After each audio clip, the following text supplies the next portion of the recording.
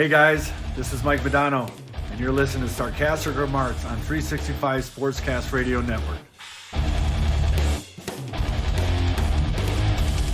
It totally did it. It totally still went to 6. Okay, the countdown. This is round 2, everybody, of Sarcastic Remarks podcast because the first one deleted. Yeah, thanks so much, Riverside. Man, that did not work very well. Okay. Anyways, the Stars won the hockey game in overtime, and somehow Jason Dickinson did something other than exist. Hey, Ryan, tell me I'm wrong. He's my man. You're wrong. I just wanted to make it last. Okay, there you go. Like I said last podcast that got deleted. Didn't really exist. Yeah, that doesn't exist. If he gets a goal in the next 5 games, I'm going to be a Jason Dickinson fan. But it's totally not going to happen. It's not going to happen at all because Jason Dickinson does nothing. Literally, all he had to do there was shoot it in an empty net. It wasn't an empty net. Half empty. Sorry. No, my bad. No, it was not a half-empty net. That's silly and stupid. No. You know what else is silly and stupid? You? Jason Dickinson. Jason Dickinson is not stupid. He's my man. Okay, today he's not silly and stupid. Today I love him. You you hear that, Jason? I hope you listen to this podcast. Chris doesn't like you. No, I love him. I just No. You don't like him. You said he just exists. He's there. Yes. But today I love him because he scored the goals. He scored a goal. I told you he had numerous opportunities. And you're like, he's not noticeable. I mean, that's the only opportunity I've seen. No, he had 3 opportunities where he just screwed up on the shot. He just whiffed it or something. But oh, no, dude. He didn't whiff it today. He didn't whiff it. He did not whiff it today. All right, so anyways, I said 3 games. So I'm making eat your words. He's going to score another goal in 3 games. All right? Not happening. Yes, it is happening. All right. All right. And most noticeable player of the game. Klinger. You like Klinger? John Klinger. He had a goal. He had a beautiful assist. Those dangles were nasty, dude. Absolutely filth nasty. Yeah, the shot was absolutely beautiful. I mean, you couldn't have asked for a better shot. It literally took 4 seconds for the Stars to score on the power play. That's all we needed. We just need to go on the power play and we score a goal. Yep. so that makes out of our what is that? 13 goals or is that 12 goals? No idea. No idea. 12, 13, one of the two. Okay. We have a lot of goals and not a lot of 5-on-5 goals. They're all power plays. Right. So 10 of our 13 goals or 9 out of our 12 goals, whatever it is, have been scored on the power play.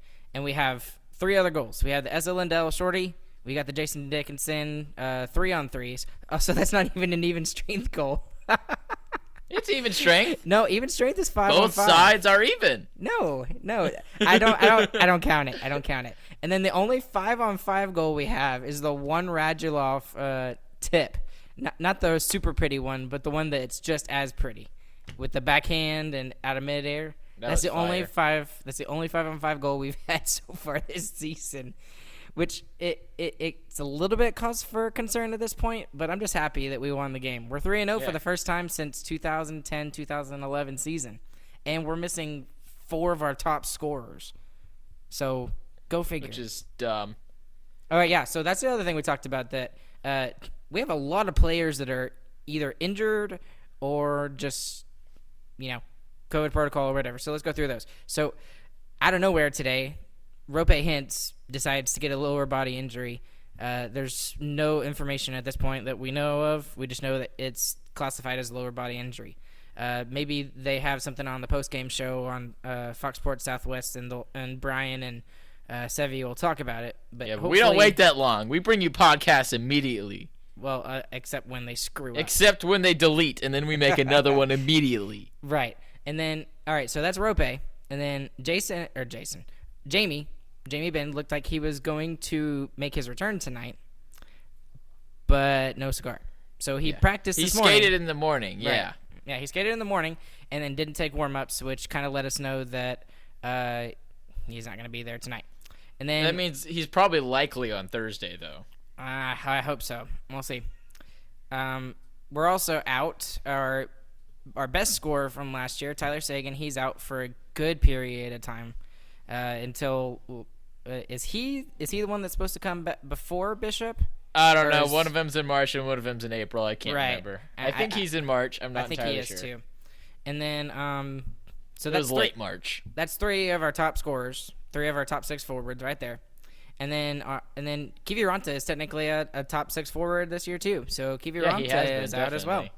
And then arguably, I think it's the most important bottom 6 forward, Blake Como. He's out too because of COVID protocol. So again, I'll let you say that. I think he skated did he skate this morning as well? I think he skated this morning as well, but he just didn't play in the game tonight. So. I don't think he skated. I think he's still technically in quarantine stuff. I'm not entirely sure. So then what did I see on Twitter? It sounded like they made it sound like that he was sort of kind of out. I don't know either. It's weird. Well, they won't tell us stuff either. So, and we're also missing one of the best goaltenders of the past decade, who has been a Vezina finalist like 5 times. Right. But whatever. Who needs him? So with all of that, we have some guys named Rick Gardner come in and Tanner Kiro who come in as well, and they play pretty well. They play fairly decent for some depth guys, and the Stars get the 2-1 overtime win tonight. So lots of good stuff to see from this team, and maybe I need to eat my words with Jim Nill, and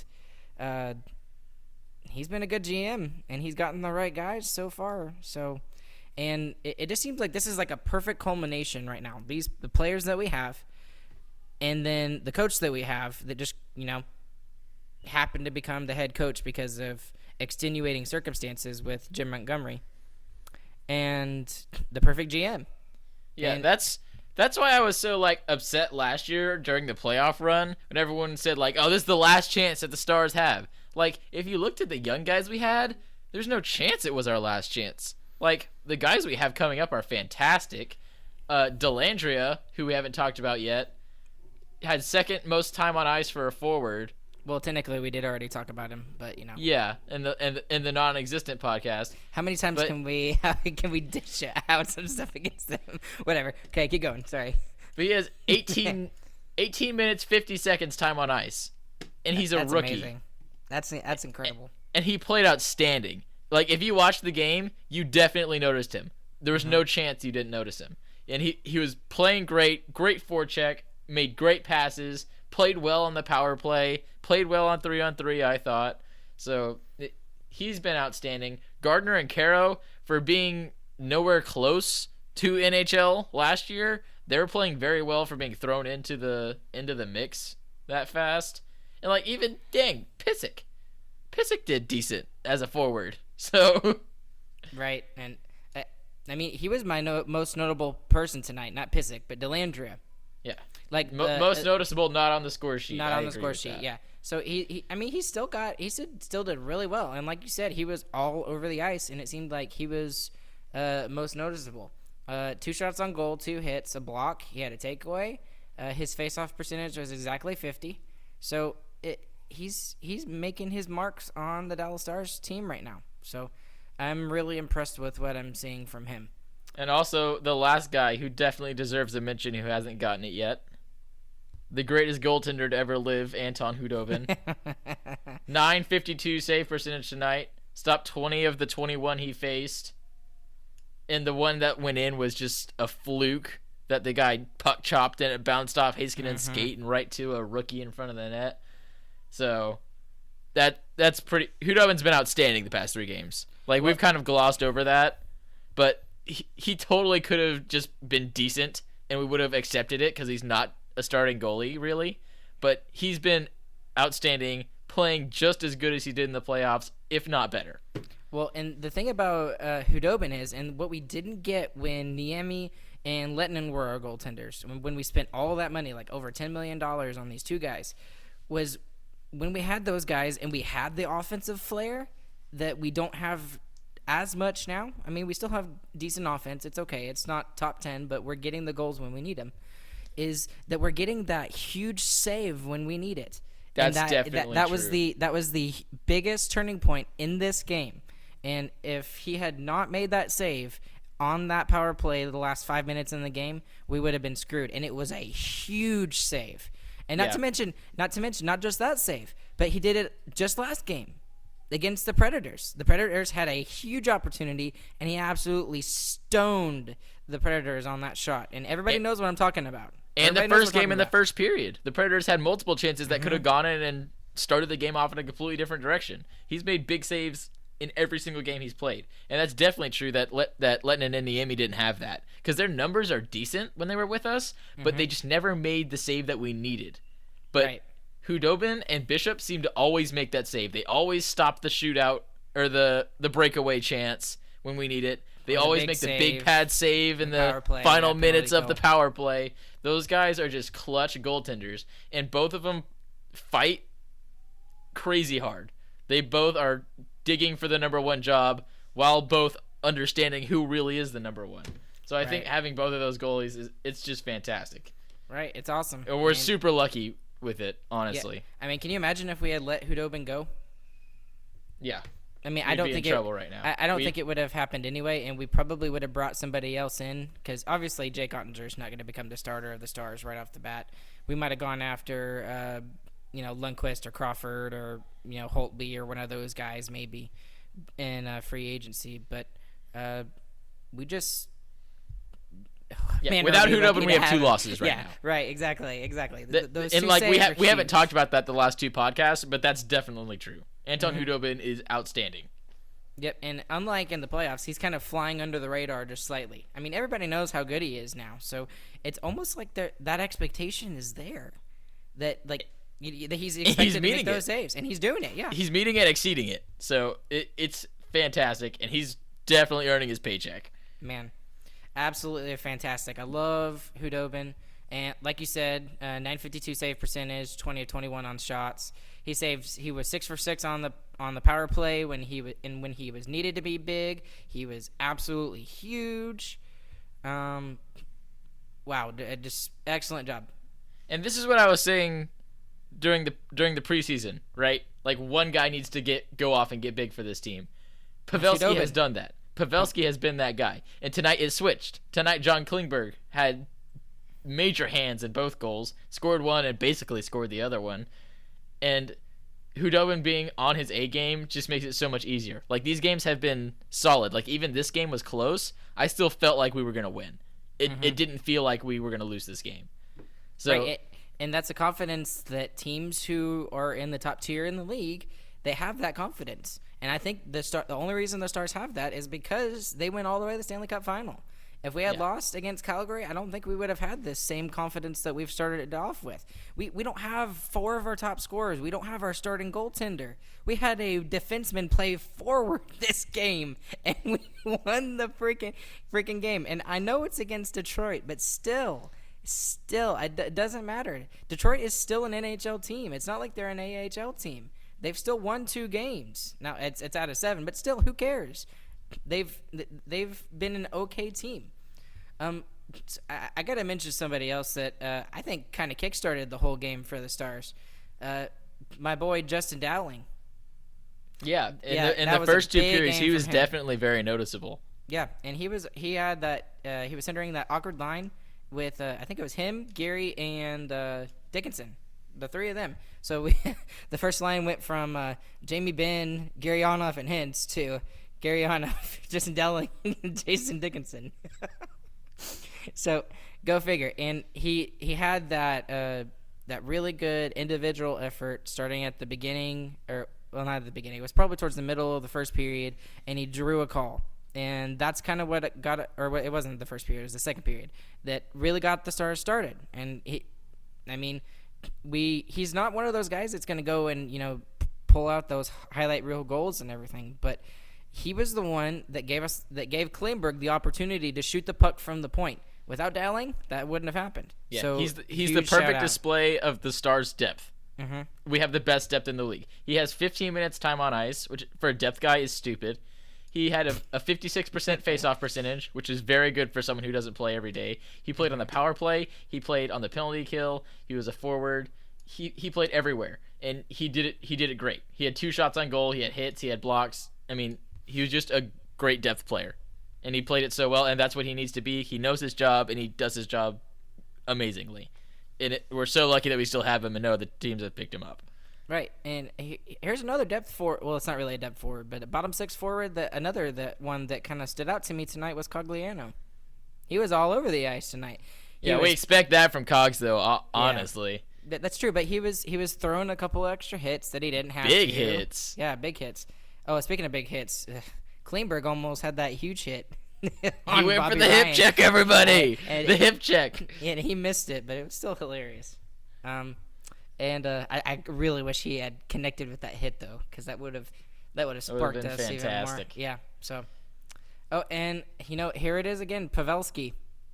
Yeah, again slides under the radar. Not really somebody we're talking about tonight, but I said Pavelski. Oh, you did? Oh well. But anyway, 3 games. He's on a 3-game point streak. Yeah, and he's definitely the leader of this team right now too. Right. Like, definitely offensively, especially. Like we're out. Ben, Sagan, and actually Como is one of the bigger leaders in the locker room from stuff that I've read and heard about. Well, so he wears the A. Yeah, we're out 3 big leaders, and like Joe Pavelski is able to step in, and he really looks like the leader on the ice. So it's really good to see. It really helps when we go in get those people from free agency who have been former captains and stuff like that, and that seems to be a thing that Jim Nill does. He went after Spezza, who was a former captain. He went after Joe Pavelski, who's been a former captain, and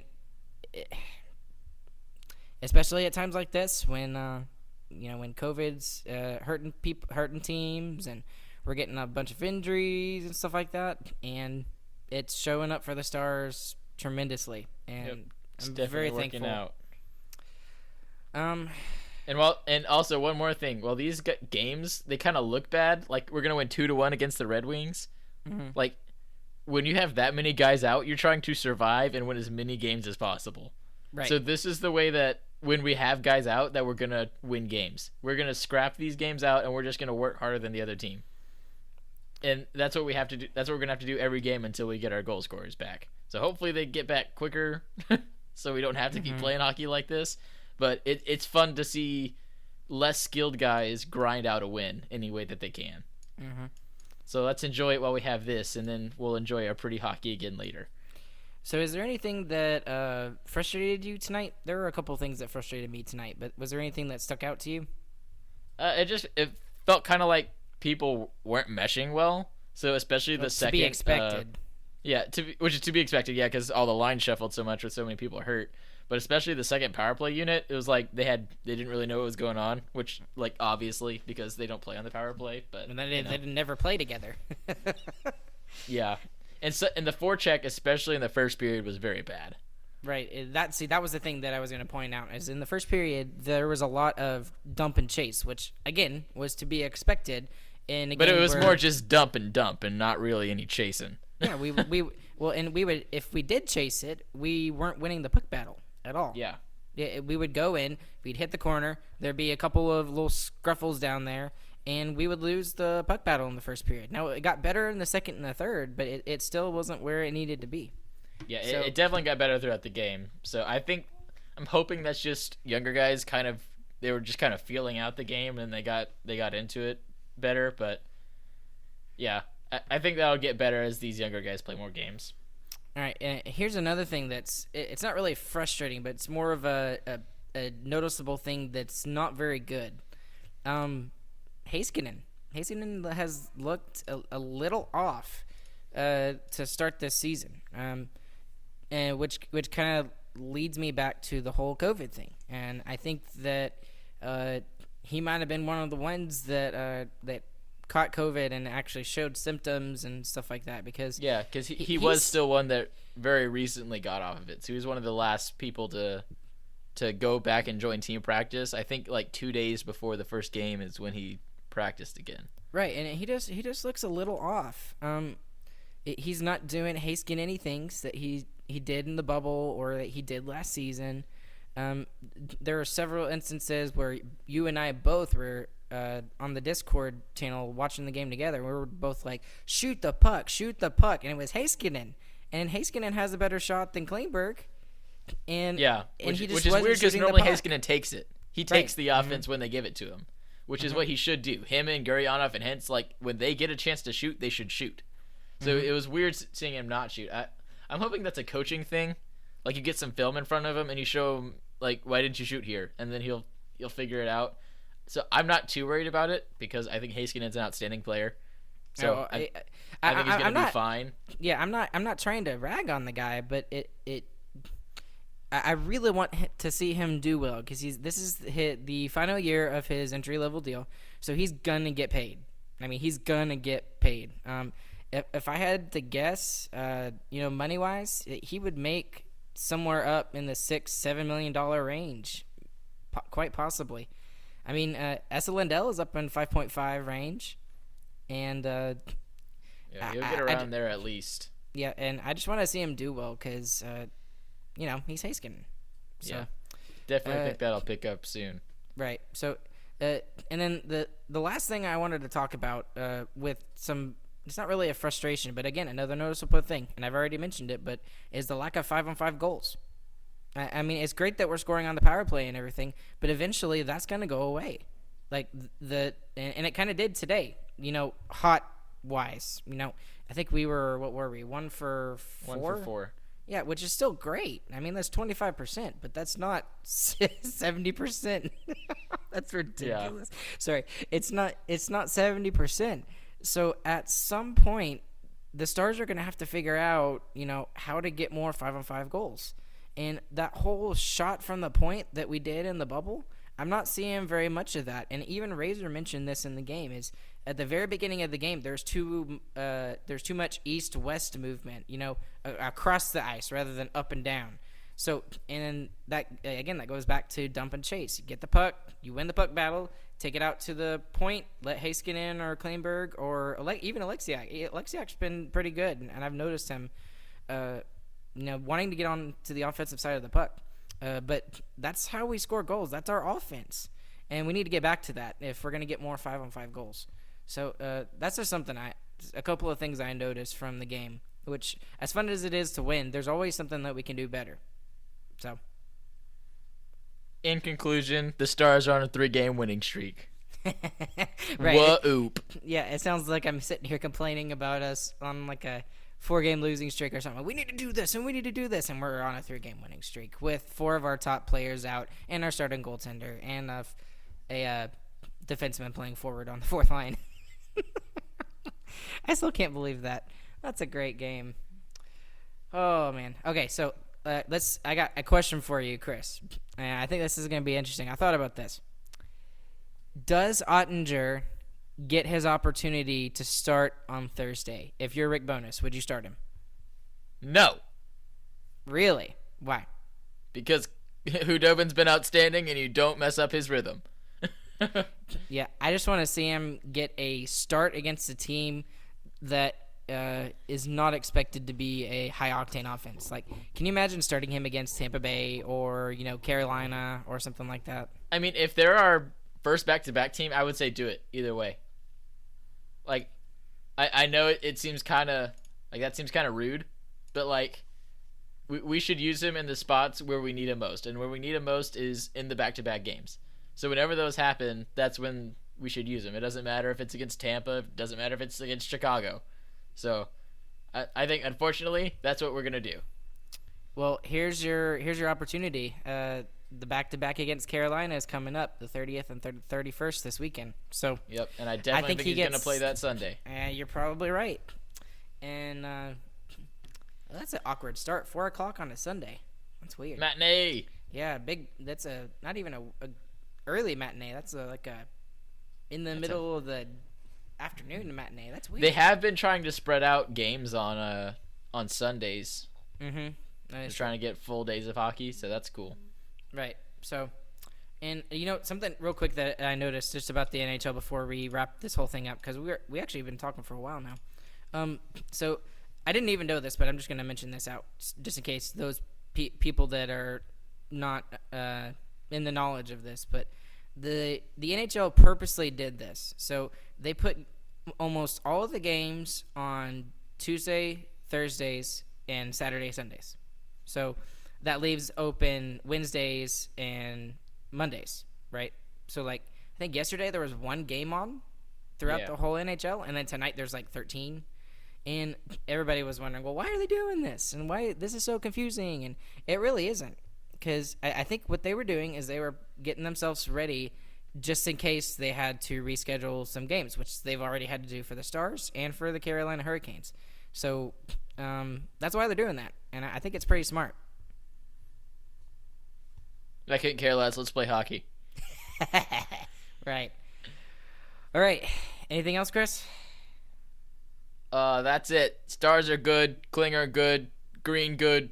Hockey fun. All right. Thumbs up. Something we haven't really mentioned much, but we have joined an online sports talk radio station, 365 Sportscast, and you can find our live radio show on Thursdays at 3 o'clock, and we talk anything Dallas, anything that we want to with the NHL, and anything else. Yeah, it's that we want free. to. Yeah, it is free. It's free. So So go listen to it. you can go to 365sportscast.com and on your computer, or Or there's the also, and there's an iPhone app. There's also the Android app, so you can go on and listen on there. And there's a bunch of 365 Sportscast. and there's a bunch of other great shows on that too, including In a Pickle, which is one of my favorites, and it's about it's a baseball shows. I would highly encourage y'all to go and check that out. It's not about the Rangers, so we can listen to it. It's okay. If we had listened to a podcast about the Rangers, it'd be No super Rangers depressing. podcasts. All right, guys. I'm Ryan, along with Chris. This is Chris. This is Sarcastic Remarks. You can find us wherever you get your podcasts, on Apple Podcasts, Spotify, Google, iHeartRadio, wherever. And you can also find us on YouTube. Go and like us on Twitter at SarcasticR, and also on our Instagram. We have page separate as YouTube videos well. too. Go watch those. Yep, we're working on those, and my job's getting a little bit crazy right now, but I'm doing my best trying to get some more YouTube videos up there for you. There's also a new video up there about the Pierre-Luc Dubois trade, which we'll talk about in our radio show on Thursday. So, love you guys, appreciate it, and we'll catch you guys Go on watch stuff. the flip side. Go Stars, go watch them on Thursday night.